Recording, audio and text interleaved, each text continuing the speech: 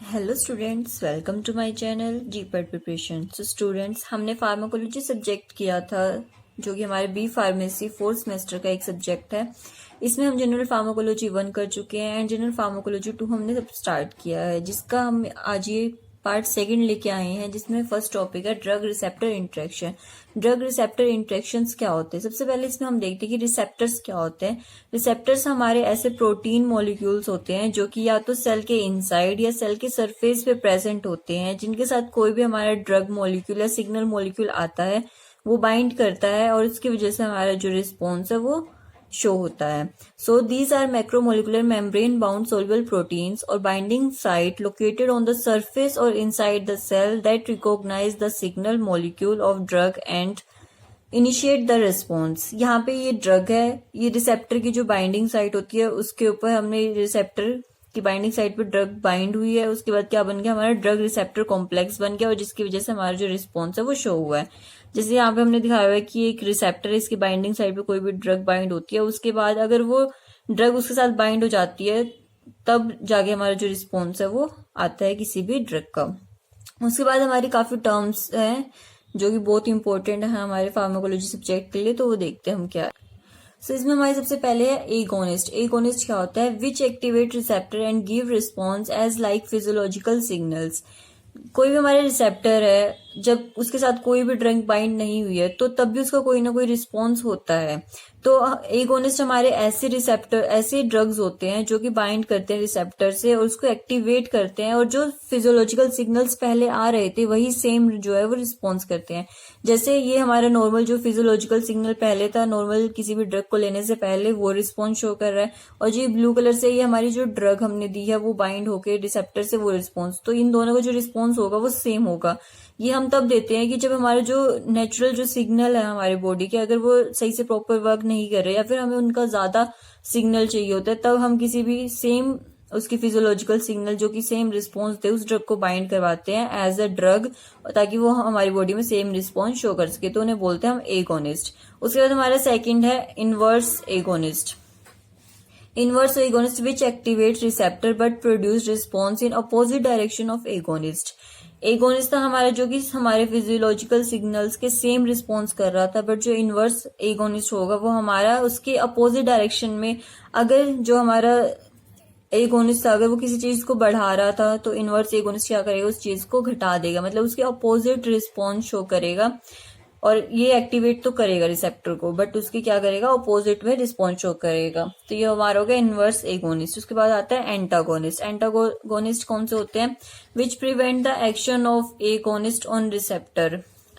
मतलब ये एगोनिस्ट को बाइंड नहीं होने देते हैं रिसेप्टर पे, एगोनिस्ट की जगह पे खुद बाइंड हो जाते हैं। एंटागोनिस्ट जैसे हमने पहले इनिबिटर्स पढ़े थे ना, उसी की तरह काम करते हैं कि ये एगोनिस्ट को बाइंड नहीं होने देंगे और उसकी जगह पे खुद बाइंड हो जाएगी। ये ना तो एक्टिवेट करते रिसेप्टर को और ना ही कोई रिस्पॉन्स शो करते हैं, कोई भी रिस्पॉन्स नहीं शो करते, ना अच्छा और ना बुरा। उसके बाद हमारे नेक्स्ट है पार्शियल एगोनिस्ट। पार्शियल एगोनिस्ट कौन से होते हैं? which activate receptor to give partial effect less than full but antagonize the action of full agonist। Partial agonist होते हैं जो कि हमारे फुल एगोनिस्ट की जगह बाइंड तो कर जाते हैं, जैसे हमारा एंटागोनिस्ट बाइंड हुआ तो उसकी जगह बाइंड कर जाते हैं, बट जितना इफेक्ट हमारा एगोनिस्ट शो कर रहा था उतना इफेक्ट नहीं शो करेंगे, उससे कम इफेक्ट शो करते हैं, इसलिए इनको बोला गया है पार्शियल एगोनिस्ट। मतलब ये क्या बाइंड तो करेंगे एंटागोनिस्ट की तरह, बट वर्क किसकी तरह करेंगे, एगोनिस्ट की तरह। एगोनिस्ट की तरह भी फुल वर्क नहीं करेंगे, पार्शियल इफेक्ट शो करेंगे, तो इसलिए हम ये बोलते हैं इन्हें पार्शियल एगोनिस्ट। अब उसके बाद हम देखते हैं receptor theories. So receptor theories में हमारा several theories has been used or proposed to provide a theoretical basis for understanding, modeling and predicting drug response। तो काफी सारी हमारी थ्योरीज बनाई गई हैं ड्रग रिस्पॉन्स को प्रेडिक्ट करने के लिए, उसको समझने के लिए कि जो हमारी ड्रग है वो कैसे रिस्पॉन्स करती है, क्या उसका मैकेनिज्म होता है। तो इन सबको समझने के लिए हमारी बहुत सारी थ्योरीज बनाई गई हैं जो कि मतलब एक्चुअल में नहीं होती है, सिर्फ हम सोचते हैं कि हाँ ऐसा होगा, शायद ऐसा होगा, शायद ऐसा होगा। तो मतलब वो सिर्फ हमारी थ्योरीज है जो हमने सोचा हुआ है, तो उनके बेसिस पे हम समझते हैं कि जो हमारी ड्रग है वो ऐसे रिस्पॉन्स करती है। तो हम देखते हैं कि कौन सी थ्योरीज है। इसमें सबसे फर्स्ट आती है हमारी लॉक की और इंड्यूस्ड फिट थ्योरी। लॉक की थ्योरी हमारी क्या होती है, इसमें हम जो रिसेप्टर है उसको एज अ लॉक ट्रीट करते हैं और जो ड्रग है उसको एज अ की ट्रीट करते हैं। जैसे हमारे घर में जो ताला होता है उसकी एक स्पेसिफिक की होती है कि जब तक उस ताले में वो स्पेसिफिक की नहीं जाएगी वो तब तक ओपन नहीं होगा और क्लोज नहीं होगा वो लॉक। तो ऐसे ही जो हमारे रिसेप्टर होते हैं उसकी एक स्पेसिफिक ड्रग होती है कि उसी ड्रग को बाइंड करना पड़ेगा उस रिसेप्टर पे, तभी वो जो रिसेप्टर है वो एक्शन शो करेगा। अगर हमारी जो गलत ड्रग है उस रिसेप्टर तक पहुंच जाती है तो वो ड्रग उसके साथ बाइंड नहीं कर सकती और उसकी वजह से कोई हमारा रिस्पॉन्स भी नहीं होगा। तो जैसे रिसेप्टर है, ड्रग है, रिसेप्टर के साथ जब ड्रग बाइंड होती है वो भी स्पेसिफिक ड्रग जो कि सेम उसी ड्रग की कॉन्फ़िगरेशन की बनी हुई है जो कि उसकी बाइंडिंग साइट में इजीली बाइंड हो सके, तो वो एक्शन शो करती है। ऐसे ही जब लॉक के साथ की हमारी जो है वो जुड़ जाती है तो जो हमारा ताला है वो वर्क करता है, अपना फंक्शन शो करता है। उसके बाद हमारी सेकंड थ्योरी है rate theory. According to this theory, response from a receptor is proportional to the rate of drug receptor complex formation. इस थ्योरी के हिसाब से बोला गया है कि जब भी हमारे रिसेप्टर के साथ कोई भी ड्रग बाइंड होती है तो जिस रेट से वो बाइंड करती है और जिस रेट से वो ड्रग रिसेप्टर कॉम्प्लेक्स की फॉर्मेशन होती है उसी ड्रग से उसका रिस्पॉन्स शो होता है।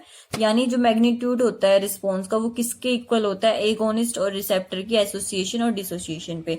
अगर जो एगोनिस्ट और रिसेप्टर है वो बहुत अच्छे से एसोसिएट हुए हैं, बहुत अच्छे से बाइंड हुए हैं एक दूसरे के साथ, तो उनका जो मैग्नीट्यूड होगा रिस्पॉन्स का वो ज्यादा होगा।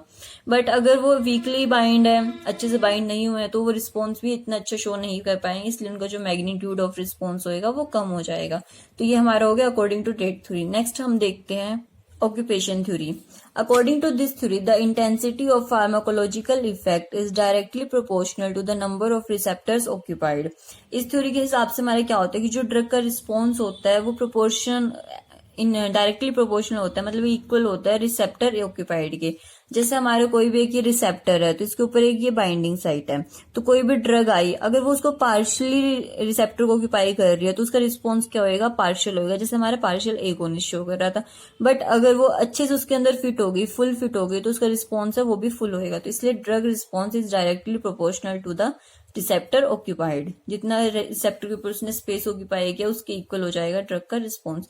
तो ये हमारी होगी ऑक्यूपेशन थ्योरी। उसके बाद हमारी लास्ट है ऑपरेशनल मॉडल और टू स्टेट मॉडल। तो इसमें क्या बोलते हैं, तो इसमें बोला गया है कि जो हमारे रिसेप्टर्स होते हैं वो टू स्टेट में एग्जिस्ट करते हैं, या तो रेस्टिंग स्टेट में या फिर एक्टिवेटेड स्टेट में। रिसेप्टर रेस्टिंग स्टेट में कब होगा, जब उसके साथ कोई भी एगोनिस्ट, एंटागोनिस्ट या फिर कोई भी ड्रग बाइंड नहीं करेगी, तो मतलब कि वो रेस्टिंग स्टेट में है। बट अगर कोई भी उसके स्पेसिफिक ड्रग उसके साथ बाइंड कर जाती है तो वो रिसेप्टर क्या हो जाएगा, एक्टिवेट हो जाएगा और अपना रिस्पॉन्स शो करेगा। इसने हमें फुल एगोनिस्ट और पार्शियल एगोनिस्ट के बारे में बताया गया इस थ्योरी में कि जो ड्रग होते हैं जिसकी हाइयर एफिनिटी होती है उन्हें हम बोलते हैं फुल एगोनिस्ट। जो अपना फुल रिस्पॉन्स शो करते हैं, मतलब इसके रिस्पॉन्स में कोई भी कमी नहीं होती, उसे हम बोलते हैं full agonist. But the drug with moderate affinity, जो हमारे मतलब फुल एगोनिस्ट से थोड़ा कम काम करती हैं, तो उन्हें हम बोलते हैं पार्शियल एगोनिस्ट। सो ये हमारी 4 तरह की थ्योरीज हैं जो कि बताई गई हैं। कुछ नहीं, सिंपल आपको याद रखना है कौन सी थ्योरी क्या वर्क करती है। इसमें सबसे इंपॉर्टेंट हमारी लॉक की थ्योरी थी, इससे हमारे क्वेश्चंस भी आ सकते हैं, बट और सारे नॉर्मली हमारी सिर्फ नॉलेज के लिए हैं। तो नेक्स्ट हम देखते हैं। सो स्टूडेंट्स, हमारा नेक्स्ट टॉपिक है डोज रिस्पॉन्स रिलेशनशिप।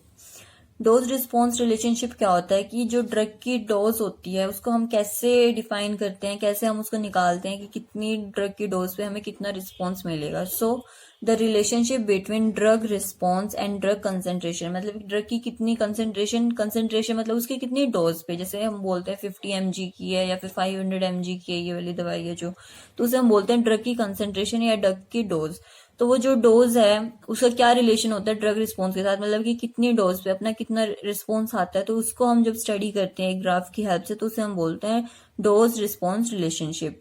और ये मेनली हमारे डिपेंड करता है प्लाज्मा की कंसेंट्रेशन पे। अगर किसी भी ड्रग की कंसेंट्रेशन प्लाज्मा में ज्यादा है तो मतलब वो ज्यादा हमारे जो इतने भी ऑर्गन्स है या फिर जो भी पर्टिकुलर साइट है जहां तक उस ड्रग को पहुंचना है वहां पे ज्यादा जाएगी और ज्यादा रिस्पॉन्स शो करेगी। तो इसलिए ये डायरेक्टली डिपेंड करता है प्लाज्मा कंसेंट्रेशन पे।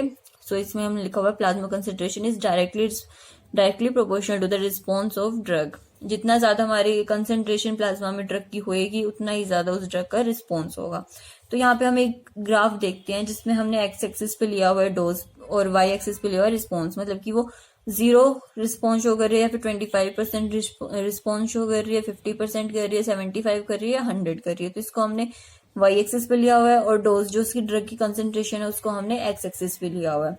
तो जो मेनली हमारा ग्राफ होता है वो कैसे होता है कि सबसे पहले क्या होता है कि जो डोज है वो धीरे धीरे डिसोल्व होने लगती है, तो उसका जो रिस्पॉन्स होता है वो स्टार्टिंग में नहीं आता है, बट जब एक स्पेसिफिक क्वांटिटी तक वो डिसोल्व हो जाती है अपने ब्लड में तो उसका रिस्पॉन्स शो होता है, और जैसे जैसे हम कंसंट्रेशन बढ़ाते रहते हैं तो उसकी जो रिस्पॉन्स है वो बढ़ता जाता है। But at the saturation point जब उसका जो रिस्पॉन्स है वो 100% आ चुका है कि ये इससे ज्यादा रिस्पॉन्स शो नहीं कर सकती है, उसके बाद जो हमारा ग्राफ है वो स्ट्रेट होने लग जाता है, पैरेलल हो जाता है एक्स एक्सिस के।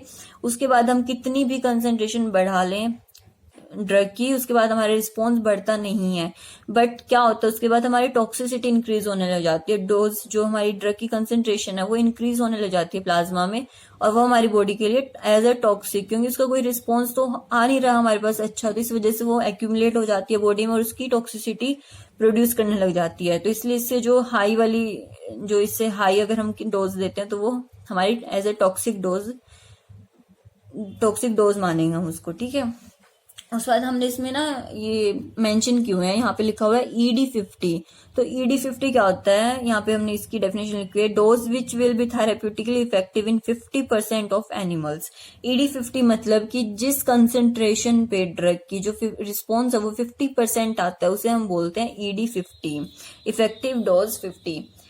मतलब कितनी कंसेंट्रेशन ऑफ ड्रग पे जो रिस्पॉन्स है वो 50% होगा इन एनिमल्स, उसे हम बोलेंगे ED50।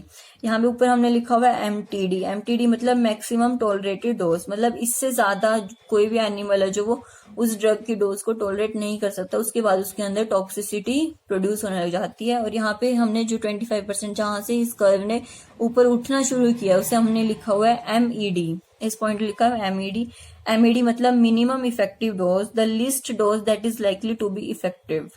मतलब कितनी कम से कम डोज है, कम से कम डोज कितनी जो कि रिस्पॉन्स शो करने लगेगी, मतलब किस डोज कम से कम कितनी डोज पे जो रिस्पॉन्स है किसी भी ड्रग का वो शो होने लगेगा, तो उसे हम बोलते हैं MED। उसके बाद हमने एक ये साइड में एक और ग्राफ ड्रॉ किया है, ये हमारा LD50 का ग्राफ। LD50 मतलब लीदल डोज, मतलब कितनी क्वांटिटी ऑफ डोज पे जाके जो वो डोज है वो किसी भी एनिमल को 50% ऑफ जो पॉपुलेशन है उसको किल करने लगेगी, मतलब 50% पॉपुलेशन को इतनी कंसेंट्रेशन पे वो जो ड्रग है वो किल कर देगी, उसको मार देगी, तो इसे हम बोलते हैं लीदल डोज 50, ठीक है। उसके बाद हमने ये इन्हीं की डेफिनेशंस लिखी हुई है कि LD50 कितना होता है, लीदल डोज 50 क्या होता है, dose which will on average kill 50% of animals in a population. उसके बाद है minimum effective dose MED, the least dose that is likely to be effective, मतलब कितनी डोज पे जो इफेक्ट है वो शो होने लगता है। नेक्स्ट हमारा MTD maximum tolerated dose, more than this will produce science of toxicity, मतलब अगर उस मैक्सिमम डोज से अगर उसकी जो डोज है वो ज्यादा हो जाती है तो वो टॉक्सिसिटी प्रोड्यूस कर देती है हमारी बॉडी में। उसके बाद हमारा एक नेक्स्ट टॉपिक रहेगा इसका last, therapeutic index. Therapeutic index होता है, रेशो होती है ये हमारी LD50 की ED50 के साथ जब हम रेशो करते हैं तो उसे हम बोलते हैं थेराप्यूटिक इंडेक्स। LD50 मतलब कि जिस कंसेंट्रेशन पे जो 50% एनिमल्स में उसमें टॉक्सिसिटी प्रोड्यूस होने लग जाती है ड्रग की, उसको हम अगर डिवाइड करते हैं dose that produce clinical effect in 50% patient, ED50 यानी कि उसका जो इफेक्ट है वो 50% पेशेंट में आता है इस कंसेंट्रेशन में, तो जब इन दोनों डिवाइड करते हैं तो हमारा थेरेप्यूटिक इंडेक्स होता है। तो ये क्या बताता है, it tells about the safety margin, मतलब कि कोई भी ड्रग हमारे लिए कितनी सेफ है, कितनी कंसेंट्रेशन तक वो सेफ है हमारे लिए, ये बताता है हमारा थेरेप्यूटिक इंडेक्स। अगर किसी भी ड्रग का थेरेप्यूटिक इंडेक्स ज्यादा है तो उसकी सेफ्टी भी ज्यादा होगी। थेरेप्यूटिक इंडेक्स ज्यादा है मतलब उसकी जो इफेक्टिव डोज है वो ज्यादा है एज कम्पेयर टू हमारी जो लीदल डोज है। तो बस थेरेप्यूटिक इंडेक्स में इतना ही है, आपको सिर्फ इसकी डेफिनेशन देखनी है और ये कि ये किस लिए हम यूज करते हैं, ये क्या बताता है, और अगर थेरेप्यूटिक इंडेक्स ज्यादा होगा तो हमारे जो सेफ्टी ऑफ ड्रग है वो भी ज्यादा होगी। सो स्टूडेंट्स आज की वीडियो के लिए बस इतना ही। नेक्स्ट हम देखेंगे हमारे जितने भी रिसेप्टर हैं, थ्योरीज है हमारे जो जी प्रोटीन कपल्ड रिसेप्टर्स हैं, जितने भी डिफरेंट टाइप के हमारे रिसेप्टर्स हैं इस चैप्टर में, हम उसको नेक्स्ट वीडियो में देखेंगे। इस वीडियो के लिए इतना ही। अगर आपको वीडियो पसंद आई हो तो प्लीज लाइक और शेयर कर देना, और अगर आपको कोई भी कमी लगी हो तो प्लीज कमेंट सेक्शन में कमेंट जरूर कर देना। Thank you guys.